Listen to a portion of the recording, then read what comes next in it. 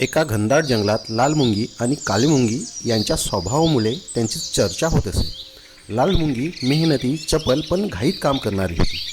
काळी मुंगी सावध, शांत आणि नियोजनबद्ध पद्धतीने काम करणारी होती. एके दिवशी त्यांच्यात वाद झाला. यशासाठी मेहनत महत्त्वाची की नियोजन? कल्पातील इतर मुंग्यांनी निर्णय घेतला की दोघींमध्ये स्पर्धा ठेवावी. टेकडीवरील गोड गव्हाचे दाणे गोळा करायचे. जी अधिक प्रमाणात दाणे साठवेल ती विजयी ठरेल. लाल मुंगी वेगाने धावू लागली. दाणे पटकन गोळा करत होती, पण घाईमुळे काही दाणे वाटेतच पडत होते आणि साठा अस्तव्यस्त झालेला होता. काळी मुंगीने रस्ता नीट पाहून सावधगिरीने काम केले.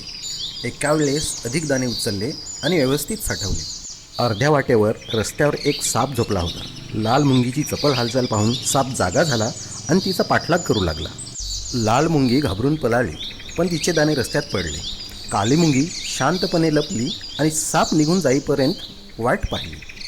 साप गेला तेव्हा काळी मुंगीने लाल मुंगीला आवाज दिला. तिने लाल मुंगीला शांत होण्याचा सल्ला दिला. दोघींनी मिळून नवीन मार्ग शोधला आणि सापापासून दूर राहून सुरक्षितपणे दाणे गोळा केले. शेवटी दोघींनी एकत्र प्रयत्न करून कल्पासाठी भरपूर दाणे साठवले. लाल मुंगीने कबूल केले, सहकार्य केल्याशिवाय आपण मोठ्या अडचणींवर मात करू शकत नाही. यशासाठी मेहनत आणि नियोजन दोन्ही महत्त्वाचे आहे, पण त्याहून महत्त्वाचं आहे ते सहकार्य आणि एकत्रित प्रयत्न.